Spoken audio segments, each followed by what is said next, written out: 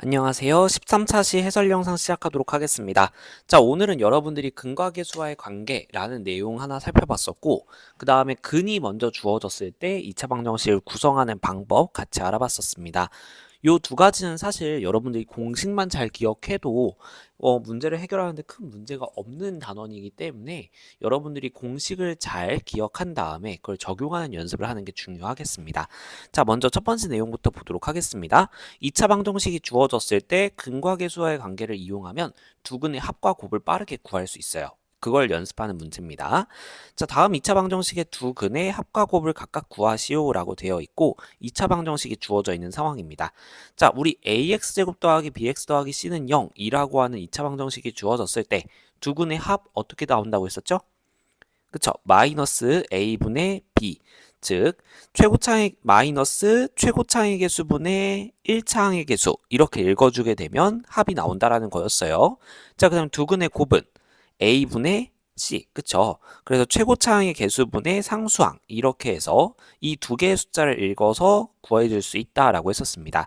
자, 그래서 두 근의 합이라고 하는 것은 마이너스 a분의 b라고 했으니 마이너스 1분의 마이너스 5 이렇게 되겠죠. 마이너스 1분의 마이너스 5 그래서 정리해주면 5라는 값이 나온다라는 거 쉽게 구할 수 있을 것이고 자, 곱은 a분의 c라고 했습니다. 그래서 a분의 c 3 이렇게 구해주면 되는 문제. 눈으로만 보고도 풀 수 있겠죠. 자, 오른쪽 유제에서 선생님이 오타를 냈는데요. 요거 왼쪽 문제 대신 봐주셔야 됩니다. 두 근의 합과 곱을 구하시오 라는 문제예요. 자, 그래서 두 근의 합 보게 되면 a분 마이너스 a분의 b니까 a 대신에 마이너스 2, b 대신에 1 넣어주면 2분의 1이구나 라고 읽어줄 수 있겠죠. 자, 두 근의 곱 a분의 c라고 했으니까 a 대신에 마이너스 2, b 대신에 마이너스 3, c 대신에 마이너스 3. 그럼 마이너스 2분의 마이너스 3이니까 2분의 3 이렇게 읽어줄 수 있겠다. 자, 그래서 요게 우리 계산 없이도 훅훅 갈 수 있어야 돼요. 그러니까 좀 연습을 많이 해두시면 좋을 것이다. 자, 근과 계수와의 관계의 특징은요. 이렇게 합과 곱을 빠르게 구할 수 있는 공식이라는 데에 특징이 있습니다. 자, 그럼 합과 곱을 이용해서 다양한 숫자들을 구했던 곱셈 공식의 변형과도 연계되기가 상당히 좋겠죠. 자, 그래서 그런 유형을 볼 텐데요. 예제 보시게 되면 2차 방정식의 두 근을 알파랑 베타라고 할 때 알파 제곱 더하기 베타 제곱 알파 분의 1 더하기 베타 분의 1 이거 구하라고 되어 있는데 자, 여기 보시면 여기는 선생님이 또 정신이 없었나 봐요. 오류냈습니다. 여기는 지워주세요. 자, 그래서 이것들을 구하라 라고 되어 있는데요. 먼저 우리가 봤을 때 여기서 얘가 인수분해가 잘 되면 상관이 없겠지만 지금 문제들을 보면 인수분해가 안 되고 있는 것을 볼 수가 있을 겁니다. 그래서 근해 공식을 이용해서 직접 구하는 건 상당히 비효율적. 그렇다면 우리는 합과 곱을 구해서 그걸 이용해서 문제를 풀어보자. 가보도록 하겠습니다. 자, 두 근을 알파 베타라고 한다고 했으니 알파 더하기 베타, 즉 두 근의 합은 마이너스 a분의 b 이렇게 되는 거죠. 그래서 2분의 3 이렇게 구할 수 있겠고 두 근의 곱 알파 베타는 a분의 c 이렇게 되니까 2라고 계산해 줄 수 있는 문제죠. 그렇다면 알파 제곱 더하기 베타 제곱 우리 곱셈 공식의 변형에 의해서 알파 더하기 베타의 제곱 이렇게 했을 때 가운데 생기는 혼합항을 빼주면 만들 수 있죠. 자, 그래서 알파 더하기 베타의 제곱 마이너스 2알파 베타 이렇게 나오는데 알파 더하기 베타 대신에 2분의 3 대입하고 알파 베타 대신에 2 대입하면 값을 구할 수 있는 거죠. 그래서 마이너스 4분의 7 이렇게 구해줄 수 있는 간단한 문제였습니다.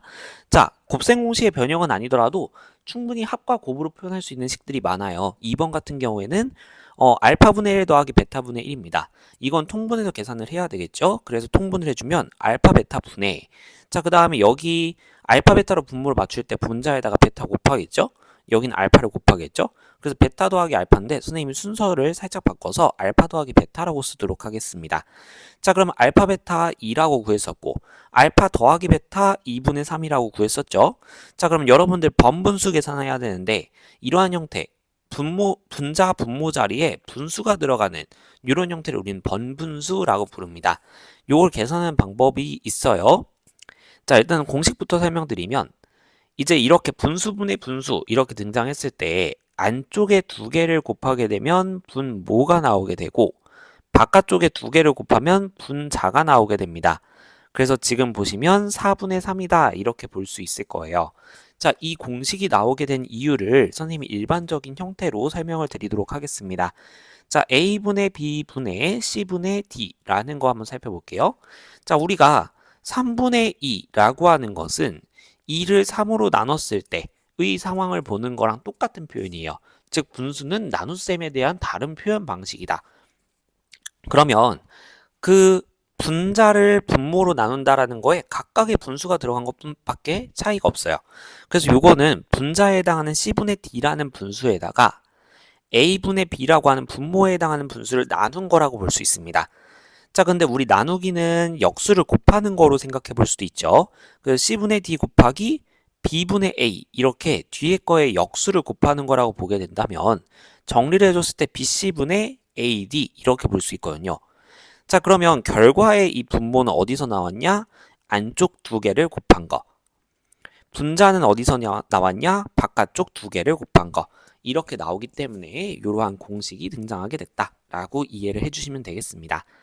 자, 그래서 이 공식 까먹을 것 같다라고 하시면 이 나눗셈의 의미로 해석을 해주시는 거를 이해해 주시는 게 조금 더 좋겠다. 근데 이거 계산 과정이 좀 들어가니까 그거 좀 줄이고 싶다라고 하면 이 공식 기억해 두시는 것도 상당히 유용하겠어요. 자, 유제 보도록 하겠습니다. 2차 방정식 마찬가지로 두 근을 알파 베타라고 한다고 했는데 직접 구하기 어려워요. 그래서 근과 계수와의 관계로 가보죠. 알파 더하기 베타 두 근의 합은 마이너스 a분의 b 그래서 3분의 1 이렇게 나오겠죠. 두 근의 곱 알파 베타는 a분의 c 이렇게 되니까 3분의 7 나오겠습니다.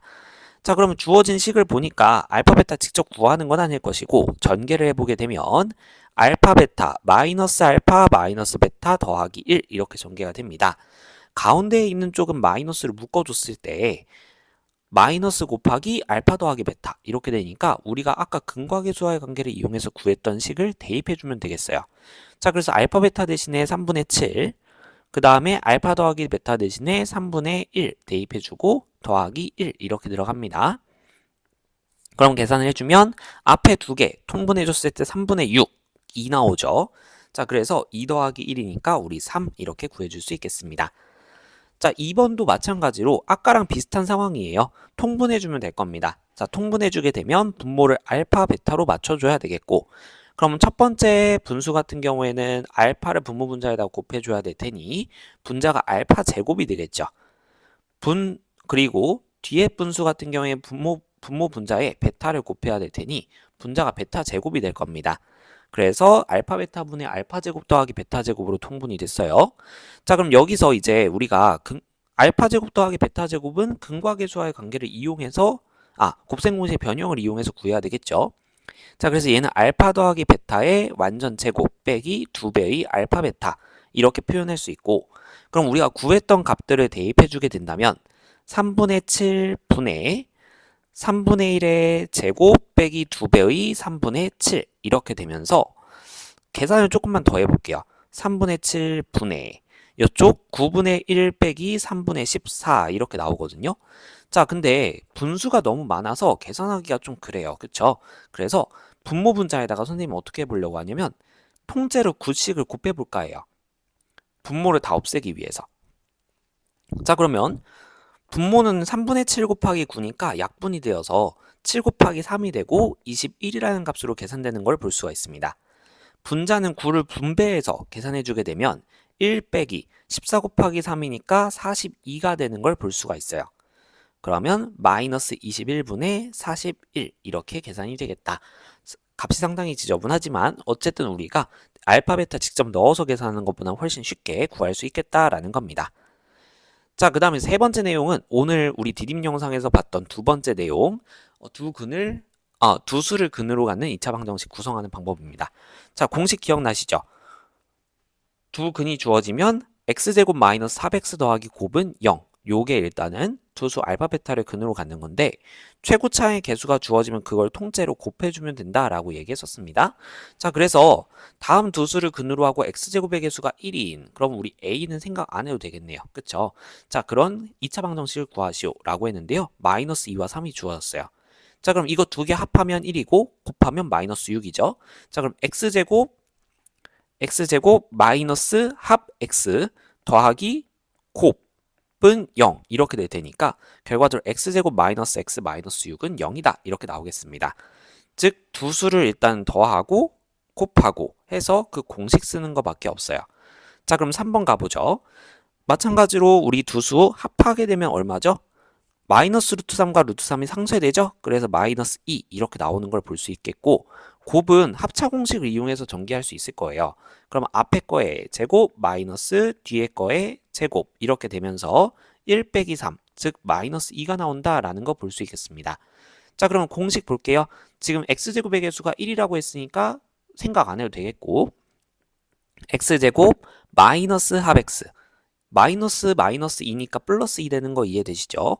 자, 그 다음 더하기 곱은 0 이렇게 구성해 줄 수 있다는 거죠. 자, 마찬가지로 아랫 문제도 합을 계산하면 i 마이너스 i 사라지니까 8 나오게 되겠고요. 곱은 합차 공식에 의해서 앞에 거의 제곱 조금 단계를 쓸게요. 앞에 거의 제곱 빼기 뒤에 거의 제곱 이렇게 되면서 16 빼기 i 제곱은 마이너스 1이니까 그래서 17 이렇게 계산이 되겠죠.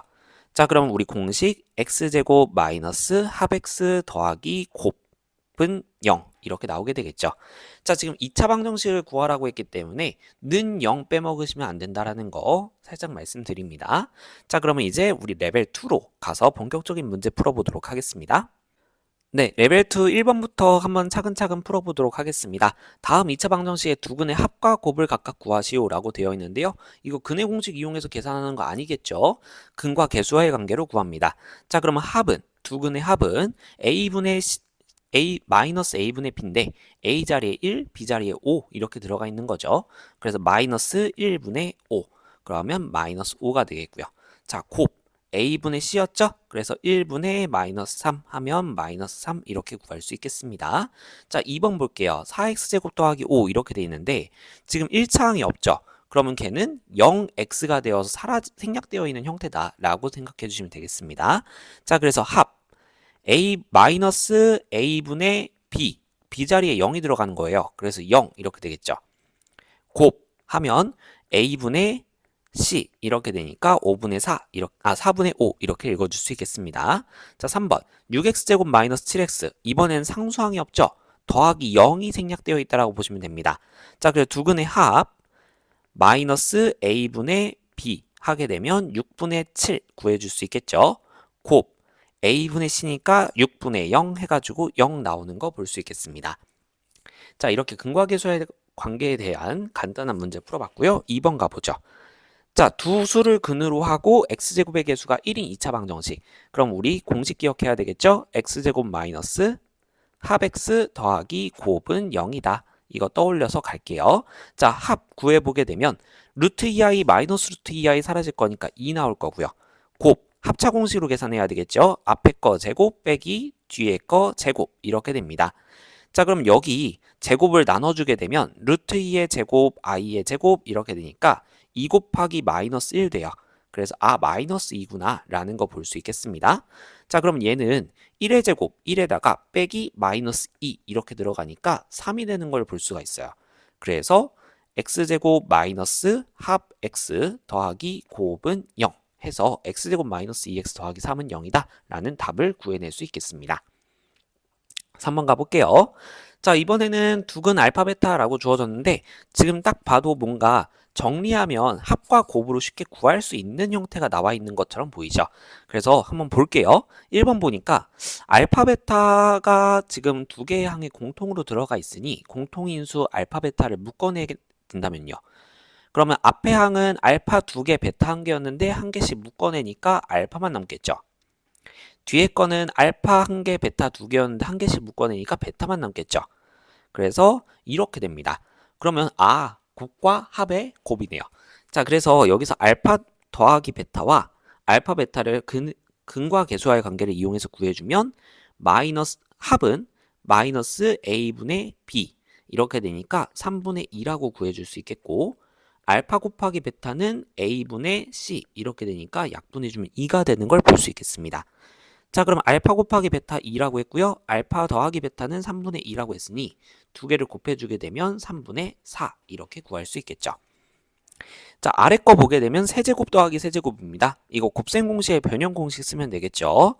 알파 더하기 베타의 세제곱 마이너스 3 알파 베타 알파 더하기 베타 이렇게 나온다는 거 우리 2차 시 때 배웠습니다. 자, 그래서 알파 더하기 베타의 3분의 2 대입해주고 그 다음에 알파 베타 대신에 2 대입해주도록 하겠습니다.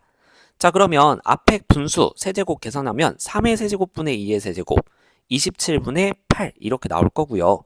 뒤에 거 3, 3 약분되니까 계산하면 4가 나오죠. 자, 그러면 27로 통분을 해줘야 될 것 같아요. 그럼 8 빼기 4 곱하기 27 하면 108 이렇게 나오게 됩니다. 그쵸? 자, 그러면 27분의 마이너스 100 이렇게 되겠죠. 약분은 안 되는 것 같아 보이고요. 그래서 마이너스 27분의 100이다 이렇게 구해줄 수 있겠습니다. 자, 그러면 이제 4번으로 넘어가 보죠. 2차 방정식 4x제곱 마이너스 x 마이너스 1은 0의 두근 주어졌고요.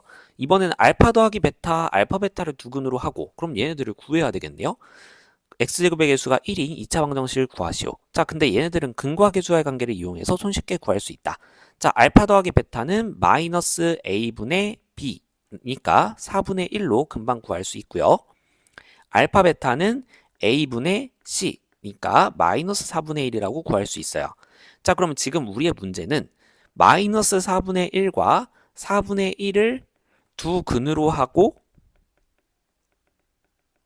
x제곱의 개수가 1인 2차 방정식을 구성하는 거예요. 자, 지금 x제곱 개수가 1이라고 했으니까 뭐 a값 요거 생각 안 해도 되겠고 두 수의 합 구해보게 되면 0이에요. 그쵸? 곱은 마이너스 16분의 1이에요. 그래서 공식에 의해서 x제곱 마이너스 합 x 더하기 곱은 0 이렇게 구성이 될 테니 x제곱 마이너스 16분의 1은 0이다 이렇게 풀어주면 되는 문제였습니다. 근과 계수와 관계 두 수를 근으로 하는 2차 방정식 두 문제를 짬뽕해 놓은 문제라고 볼 수 있겠죠. 5번으로 넘어가 보겠습니다. 자, 다항식 px는 요거에 대해서 pa는 0, pb는 0일 때 이런 표현이 등장을 했어요. 그리고 pab의 값을 구하시오 라고 되어 있는데요. 자, pa는 0이다 라는 거 보게 되면 지금 보게 되면 두 조건을 해석해 봤을 때 px는 0이다 라는 식을 생각해 보게 되면 여기에다가 x는 a를 대입하고 x는 b를 대입했을 때 성립한다는 거잖아요. 그러면 a랑 b라는 건 뭐냐면 x자리에 집어넣었을 때 성립시키는 식, 즉 주어진 식을 참으로 만드는 애라는 뜻이고요. 그러면 얘는 a와 b가 근이다 라는 뜻을 가지게 됩니다. 그럼 조금 정리해서 써보게 되면 x제곱 마이너스 5x 마이너스 7은 0의 두 근이 a랑 b다 라고 나왔어요. 지금 얘는 2차 방정식이기 때문에 근은 많아봐야 두 개고요. 근 두 개가 주어졌으니까 근 다 구한 거죠.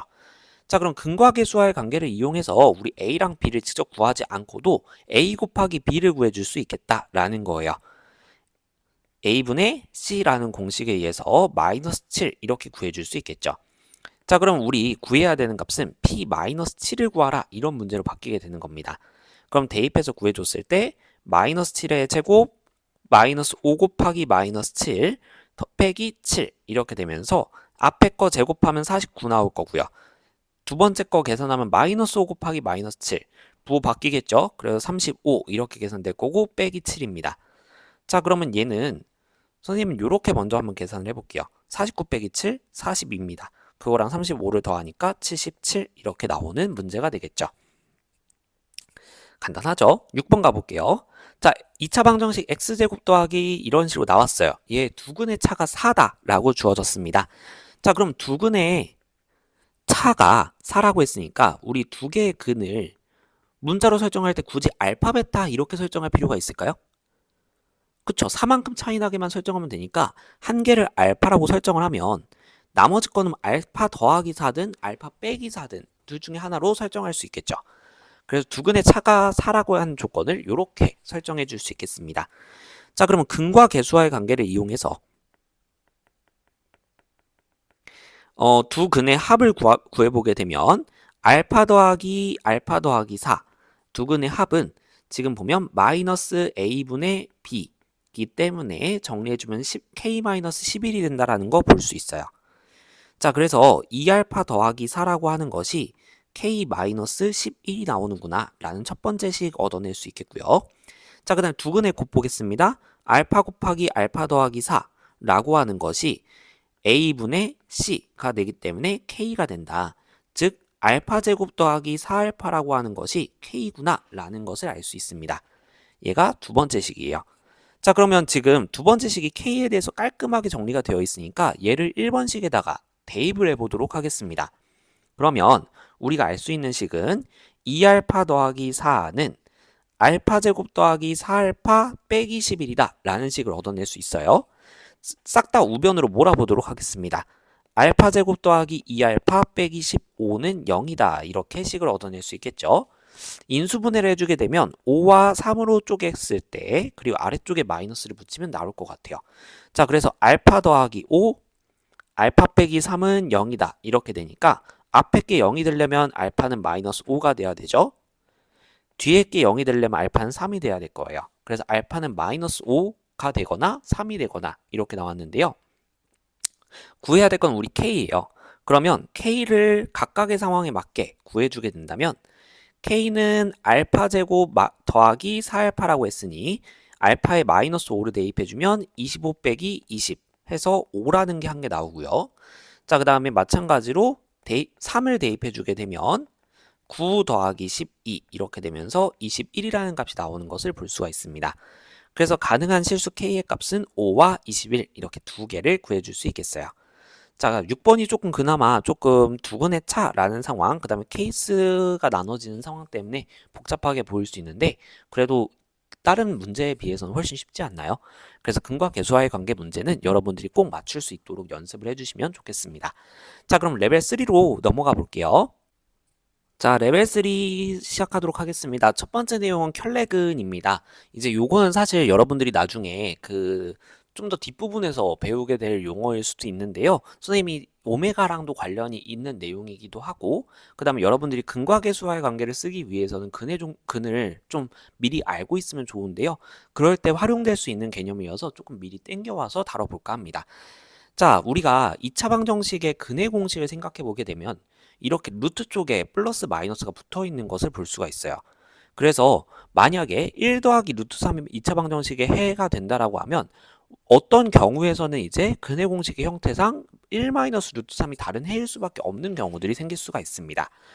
자, 그리고 만약에 이쪽 안의 값이 음수가 나와서 얘가 i로 빠져나오는 상황이 된다면 i가 붙은 쪽의 부호가 반대가 되는 걸 볼 수가 있겠죠. 그래서 1-i가 2차 방정식의 해가 되면 1 플러스 i가 해가 되는 경우들이 있습니다. 이런 식으로 짝이 되는 근들이 존재하는 경우들이 있다는 거예요. 그런 것들을 우리는 켤레근이라고 부릅니다.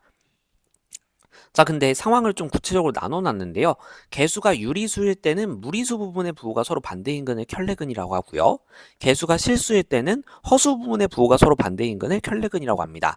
왜 이렇게 나눠놨냐라는 것을 구체적인 예시를 통해서 살펴보도록 하겠습니다. 자, 먼저 선생님이 한번 x제곱 더하기 2x 더하기 4는 0이라는 식을 한번 생각해 볼게요. 자, 근의 공식을 이용해서 x값을 구해보면 x는 마이너스 1 플러스 마이너스 루트 1 빼기 4 그러니까 루트 3i 이렇게 나오는 것을 볼 수가 있어요. 자, 그러면 만약에 한 개의 근 마이너스 1 플러스 루트 3i가 주어지게 된다면 지금 사실상 여기가 무리수 부분이라고 볼 수 있겠죠. 그래서 나머지 근이 마이너스 1 마이너스 루트 3i가 될 거다라는 거 생각해 볼 수 있을 겁니다.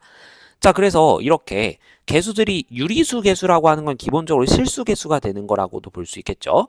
그래서 허수분의 부호가 반대인 근이 짝으로 존재한다 라고 볼 수 있어요. 그래서 마이너스 1 플러스 루트 3i의 켤레근은 마이너스 1 마이너스 루트 3i다 라고 볼 수 있는 거죠. 자, 그리고 한 번 더 보도록 하겠습니다. x제곱 더하기 5x 마이너스 1은 0이라는 식을 한번 보도록 할게요.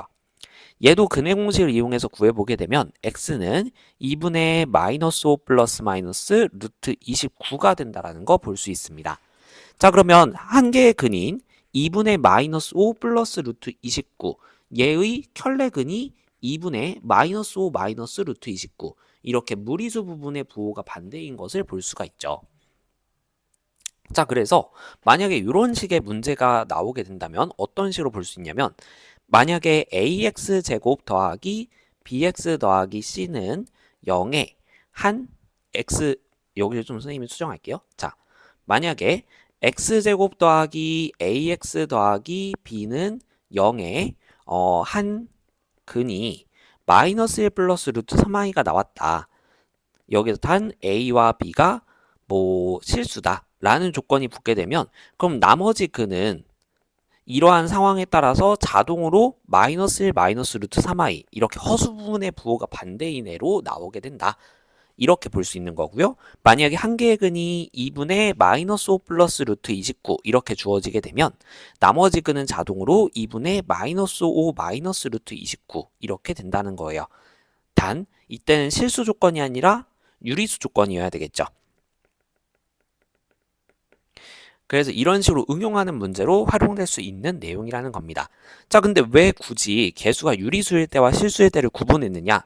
라는 거는 이 예시를 통해서 보도록 하죠. 자, x제곱 마이너스 2루트 3x 그 다음에 더하기 1은 0이라는 식을 보도록 하겠습니다. 자, 얘는 우리가 근의 공식을 이용해서 구해보게 되면 x는 루트 3 플러스 마이너스 루트 2 이렇게 등장하게 되거든요. 자, 근데 여기서 볼게요. 그러면 만약에 한 개의 근이 루트 3 더하기 루트 2가 주어졌어요. 그러면 우리가 만약에 얘의 짝이 어디가 무리수 부분인지 모르겠죠. 그래서 얘가 근의 공식의 루트 안에 있어서 등장을 했던 건지 얘가 루트 안에 있어서 등장했던 건지 알 수가 없어요. 그래서 얘의 짝은 과연 루트 3 마이너스 루트 2일지 마이너스 루트 3 플러스 루트 2일지 알 수가 없다는 거죠. 그래서 이럴 때는 우리가 켤레근이라고 하는 게 큰 효용이 없게 되기 때문에 그래서 우리가 유리수 개수일 때는 무리수 부분의 부호가 서로 반대인 근 이런 식으로 케이스를 구분하는 거라고 보시면 되겠습니다. 자, 그래서 왜 그러면 이렇게 나뉘었냐라는 걸 보게 되면 근의 공식을 살펴봤을 때 x는 2a분의 마이너스 b 플러스 마이너스 루트 b제곱 마이너스 4ac예요. 자, 만약에 유리수 개수를 갖는 상황이라고 한다면 요 2a분의 마이너스 b 얘는 유리수가 될 거고 만약에 이제 요 루트 부분이 살아있다 라고 한다면 그러면 2a분의 얘가 무리수 부분이 될 거예요.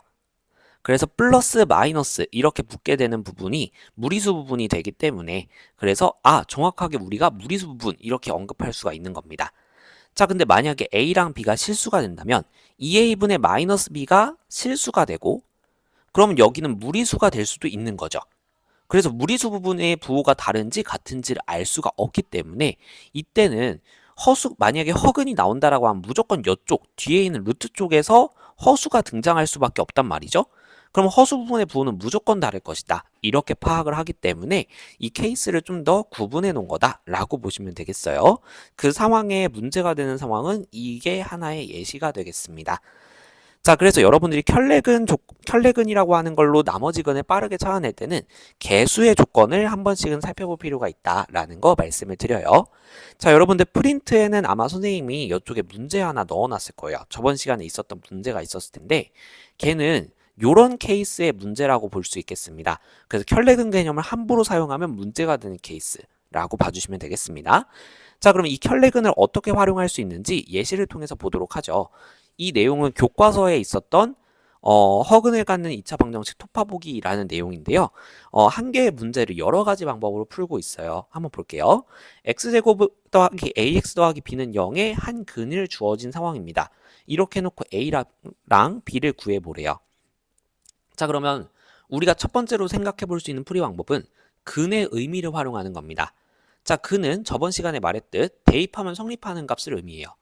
그러면 2 더하기 3i를 요 식의 x자리에 대입을 했을 때 성립이 돼야 됩니다. 자, 그래서 대입을 해보게 되면 이러한 식을 얻어낼 수가 있어요. 이걸 잘 정리해주면 a랑 b를 구할 수 있지 않겠느냐라는 거예요. 자, 그럼 한번 전개해보죠. 앞에 거 전개해보면 2의 제곱 더하기 2배의 2 곱하기 3, 12i 더하기 3i의 제곱인데 그러면 9i 제곱 이렇게 나오면서 마이너스 9가 될 겁니다. 그래서 이렇게 전개가 되고 이쪽 뒤에 쪽 전개해주면 2a 더하기 3ai 이렇게 되고 더하기 b는 0 이렇게 될 거예요. 자, 그럼 지금 a랑 b는 실수라고 했기 때문에 실수 부분과 허수 부분을 나누어서 정리를 해주게 되면 지금 이쪽에서 4와 마이너스 9는 계산해서 적어주면 마이너스 5라고 정리해 줄 수 있겠죠. 그 다음에 2A 실수고 B 실수예요. 그래서 2A 빼기 B 빼기 5 이렇게까지 실수 부분 정리해 줄 수 있겠습니다. 자, 그리고 허수 부분은 I 붙어 있는 부분 생각한다면 3A와 12 이렇게 묶어줄 수 있겠죠. 3A 플러스 12I 이렇게 정리할 수 있겠습니다. 얘가 0이 돼야 되는데, 자, 이렇게 복소수가 0이 되려면 실수 부분도 0이어야 되고 허수 부분도 0이어야 되죠. 그래서 2A 빼기 B 빼기 5라고 하는 게 0이 되어야 된다. 그리고 3A 플러스 12가 0이 되어야 된다. 이 식을 연립해 볼 수 있겠죠. 자, 그래서 2번에서 A 값이 나오게 되겠습니다. A 값은 마이너스 4라는 거 확인해 볼 수 있겠고, 얘를 1번에 대입해 주게 된다면 마이너스 8 빼기 B 빼기 5는 0이니까 아, B 값은 마이너스 13이구나 이렇게 구해줄 수 있는 상황이에요. 자, 근데 지금 이 풀이 보게 되면 상당히 길죠. 그리고 계산도 많고. 그래서 다른 방법은요. 저 근을 X값이라고 생각하고 정리해서 그래서 2차 방정식을 만들어내는 방법이 있어요. 자, 그래서 X는 2 더하기 3i라고 하는 거에서 2를 넘겨서 한번 정리를 해주고 얘를 제곱해 보도록 하겠습니다. 그럼 X제곱 마이너스 4X 플러스 4 여기까지가 좌변 제곱 우변 제곱하면 마이너스 9 이렇게 되니까 9를 넘겨주게 되면 X제곱 마이너스 3X 플러스 13 얘가 0이 된다라는 걸 볼 수가 있어요. 자, 그러면 얘가 X제곱 플러스 AX 플러스 B는 0이라는 식과 일단 비슷한 형태를 가졌죠. X제곱자리가 똑같죠. 그리고 얘는 지금 X는 2 플러스 3i를 정리해서 만든 식이기 때문에 X자리에 2 플러스 3i를 대입하면 성립하는 식이라는 걸 볼 수가 있어요. 자, 선생님 여기 1번 앞에 풀 때 조금 실수했네요. 자, 여기 수정해 주세요. 이쪽 플러스가 돼야 됩니다. 자, 그래서 B 값이 지금 보면 13이 나와야 되겠네요.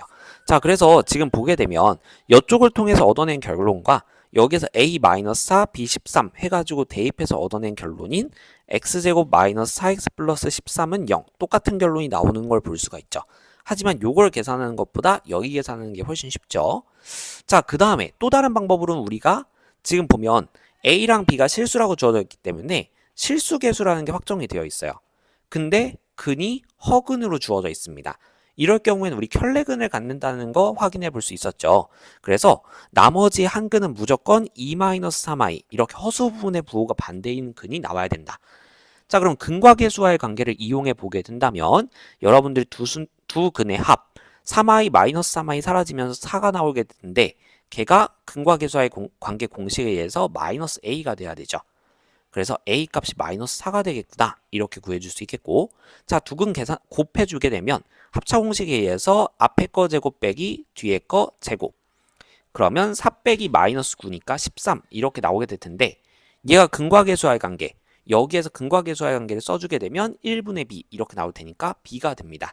그래서 아, b값 13이네 이렇게 구해주는 것도 가능하다는 거예요. 그래서 선생님 1번 방식은 그렇게 추천하지 않고요. 2번과 3번 방식으로 구하는 걸 조금 더 추천드릴 수 있겠습니다. 자, 그럼 비슷하게 한번 아랫 문제 변형된 문제도 한번 보도록 하죠.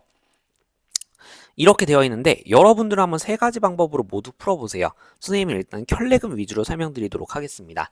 자, 그래서 지금 보면 두 실수 A, B라고 했기 때문에 실수 계수를 갖는 2차 방정식이라는 거 볼 수 있고 근이 허근이 주어져 있죠. 자, 그렇다면 여기에서 켤레근은 허수 부분의 부호가 반대인 4-9i가 된다는 거 볼 수 있어요. 자, 그럼 두 개의 근이 주어져 있으니 여기에서 우리가 근과 계수와의 관계를 이용했지만 두 근이 주어져 있고 그럼 2차 방정식을 구성하는 문제라고도 볼 수 있죠. 자, 그래서 합을 생각하면 8이 되고 곱을 생각하면 4의 제곱 마이너스 9i의 제곱이기 때문에 16 빼기 81i 제곱 즉 16 빼기 마이너스 81 그러면 더하기로 바꿔주면 97이 된다는 거 볼 수 있어요. 자, 그럼 요걸 이용해서 2차 방정식을 구성해주면 x제곱 마이너스 합x 더하기 곱은 0이라는 공식으로 볼 수도 있겠죠. 자, 그래서 a값 마이너스 8, b값 97 이렇게 구해주는 좀 빠른 풀이도 가능하다는 거. 그래서 풀이 과정이 상당히 다양하게 있지만 여러분들이 일단은 여러 가지 개념들 종합적으로 활용해서 풀이 방법을 다양하게 접근해 보시는 게 공부하는 데 있어서 좋을 겁니다. 자, 그럼 이렇게 오늘 13차 시에 대한 내용들 살펴봤는데요. 여러분들 이해에 도움이 되었으면 좋겠고요. 자, 그러면 우리 14차 시, 15차 시 대단원 종합 문제 정리하고 나서 16차 시 내용으로 넘어가 보도록 하겠습니다. 수고하셨습니다.